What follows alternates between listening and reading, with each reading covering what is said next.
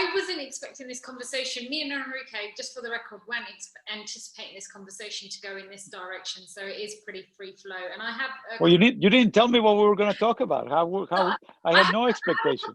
Questions on the back of that, if I may. Please. Number one, let's talk about landlines. They're becoming more and more redundant, but I also wanted to talk about the race for 5G, because we know that there's been a lot of hearsay in the media about China. And I've done a lot of my own research around Huawei and how strategic they've been, their approach. How does the government, the relationship between states, start creating issues around how trade agreements are done?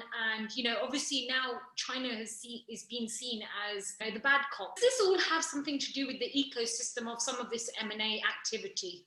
First of all, telecommunications is seen all around the world as a critical service, right? And rightly so. You know, we're both as consumers as well as businesses, we want to have high confidence that what we're doing is properly respecting our privacy and confidentiality and all that.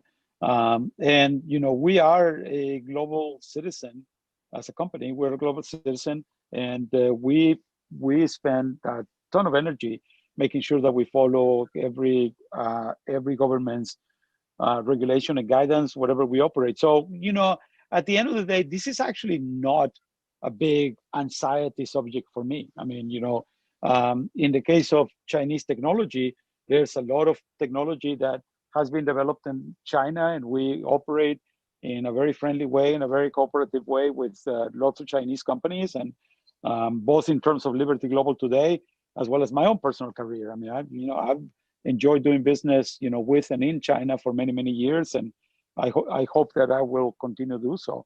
But we do that always in the context of the proper local regulations, right? So in the case of the UK, for example, you have the HRV, the high risk vendors policies being set by the UK government, and we do interact with the government as they're setting out those policies. They do it in a responsible way. They consult with ourselves and other people. Of course, you know, like any other regulation, you know, it's not like they're just going to ask everybody what they want and then come up with, you know, one happy answer. At some point in time, whatever answer they come up with is going to have some consequences, in some cases negative, on companies and that, you know. But at the same time, it is an industry that is very, very, very sensitive. So while I may personally disagree with a particular ruling, I am very comfortable as a CTO that the governments do take into consideration ultimately what's important for the consumer. It is government. You cannot deny there are some politics involved, of course, you know.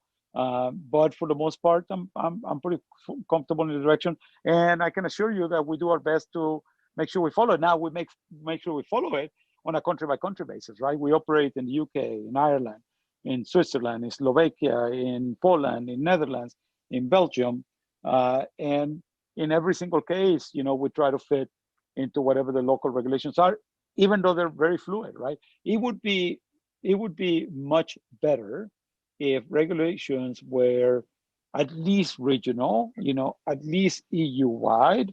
Of course, I don't even want to get into Brexit, but you know, that's another topic of the day. You know, and it would be even better if they were worldwide, of course. It certainly would make my job easier. But you know, it's within the context of what we operate. This is normal complexity. You know, this is not something that is completely out of the normal.